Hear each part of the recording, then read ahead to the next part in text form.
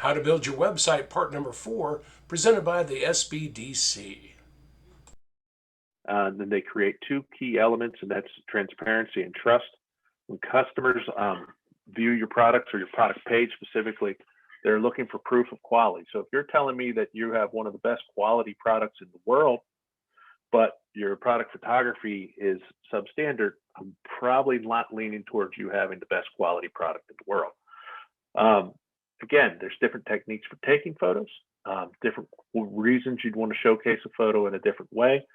And when we talk about these, you want to use different types of photos for different things. So there's isolated photos, which are those nice, clean product on white that you see as the kind of the main photo on a product photo or the main place you go on Amazon.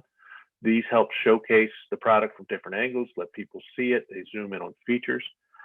There's what I call in context or environmental photos that zoom in on a product and show you, the key features of it, a button or it being waterproof. And then there's lifestyle photos that give someone the experience of what would that look like in my hand? How would I use it?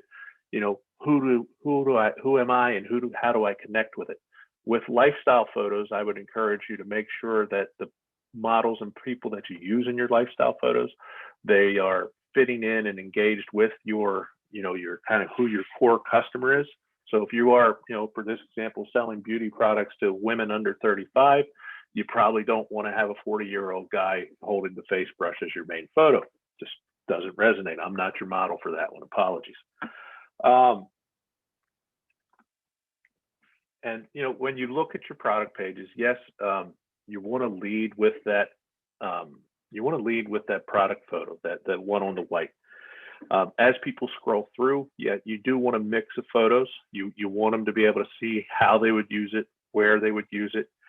Again, the goal here with your photos is to capture attention and to communicate as much information as possible.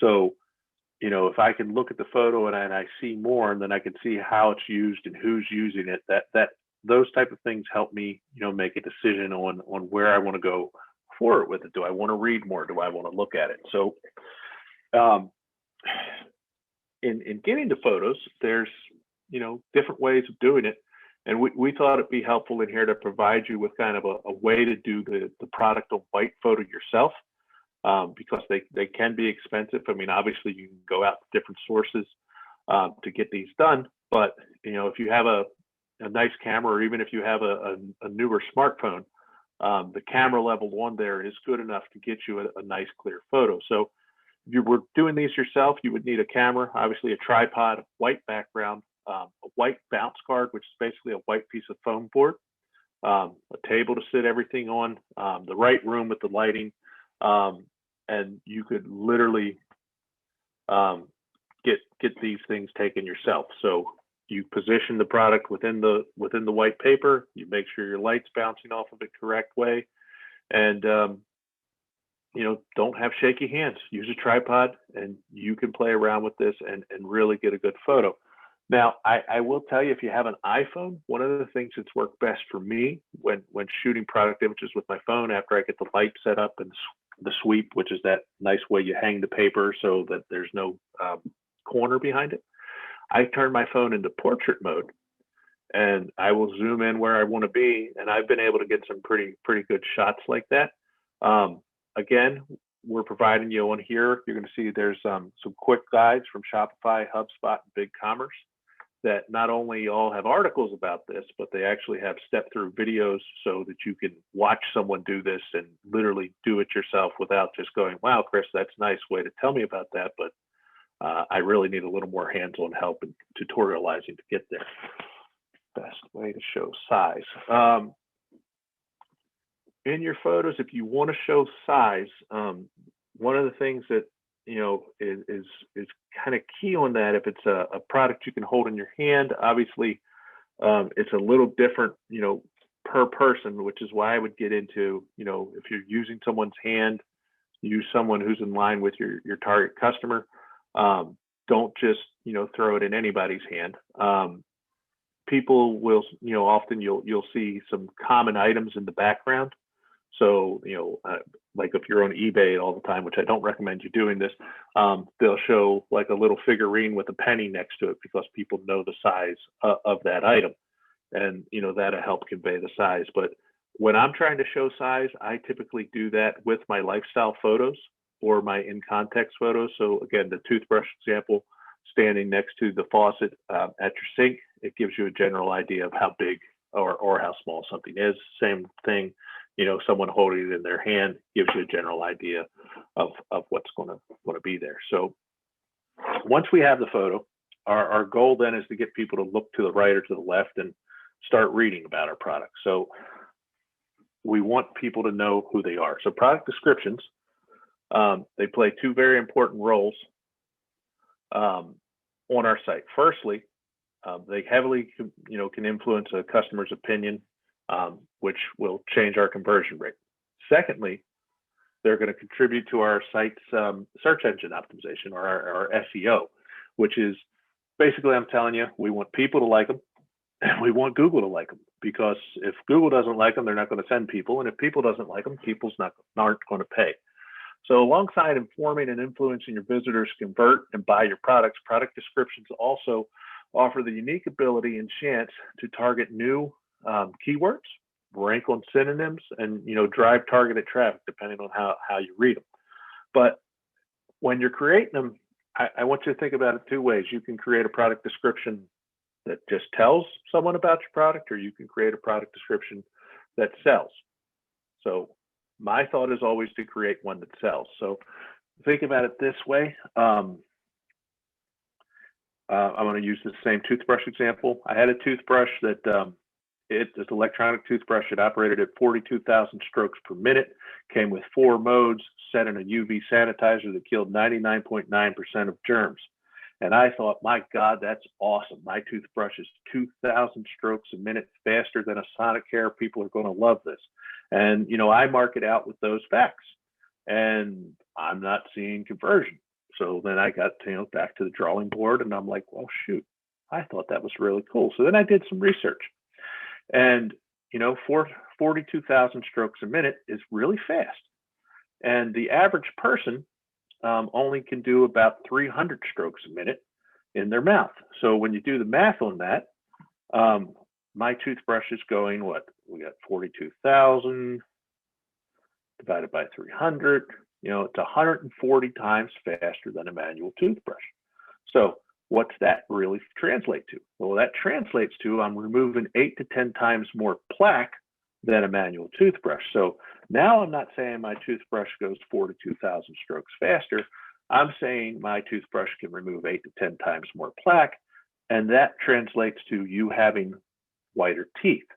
So when I talk to a customer in my descriptions, I don't want to just give facts about the product. I want to give items that are going to impact their decision-making process. So what would be their pain point or their reason for buying my product? And how am I providing that solution? So people are brushing their teeth to, have cleaner, healthier teeth and gums, but ultimately because they want white, sparkling teeth. So if I can provide a product that in 2 minutes, in the morning and 2 minutes in the evening is going to, provide that solution, I focus in on how I solve their pain point, how I provide the solution to their problem, and I'm more apt to get the conversion that I want. So a compelling product description, it focuses on your ideal buyer. It entices them with benefits, and not the benefits of the product, but the benefits they receive by using the product. Okay, so like I just said, whiter teeth, not 42,000 strokes per minute. So, I've got a few kind of tips on here for you as you're writing the product descriptions that sell.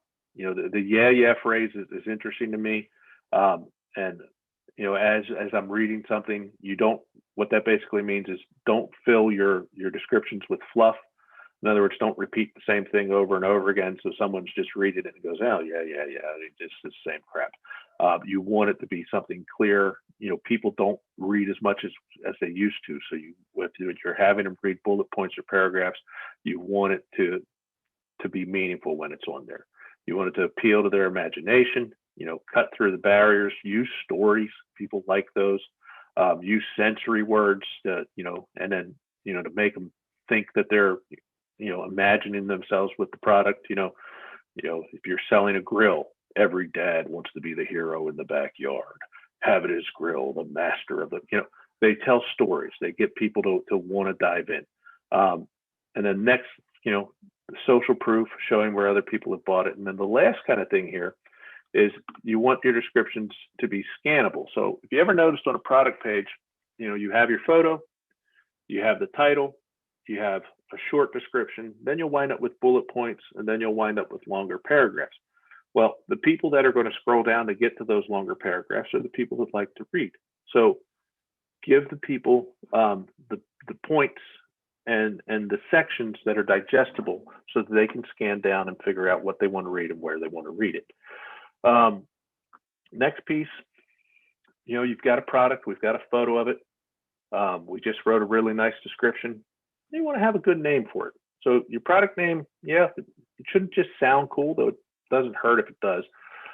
Its primary job is to guide your ideal customer to make a purchase by showing them why your product is the right choice for them.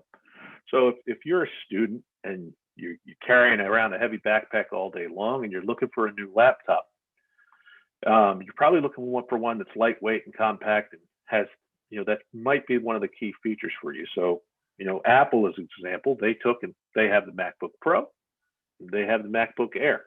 If I'm looking for the lighter one, my product's named Air, that's probably the one I'm going to choose. So it's already triggered in my mind some of the key points of the product or the key features for it that are making it the differentiator, from the other products, not only, with my competitors, but also in my brand.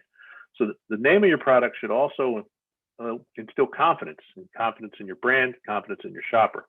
And you can accomplish this with consistency. If all of your products, have the same sounding name, and I'm going to keep going with Apple, iPhone, iTunes, iPad, and say they suddenly would have called the streaming service Streamy, probably wouldn't have got us a good pickup as the Apple TV and things like that did. You want it to fit. You want things to make sense within the ecosystem of your brand. So if you're naming something, consider who your audience is, consider what the values of the product are, look at your competition and see what everybody else buys.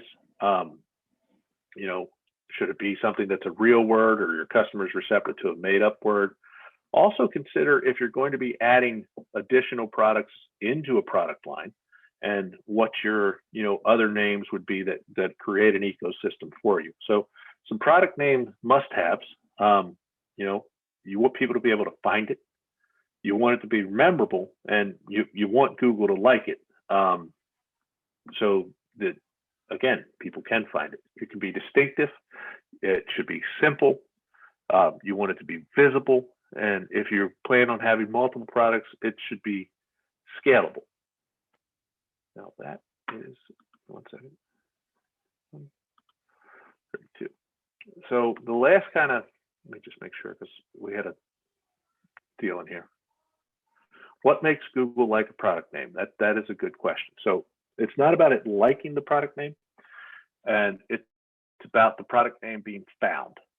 Okay, so if I'm looking at the store, my product name might be, actually, I'll just use it. I have a product name coming out and it's called Force Shield.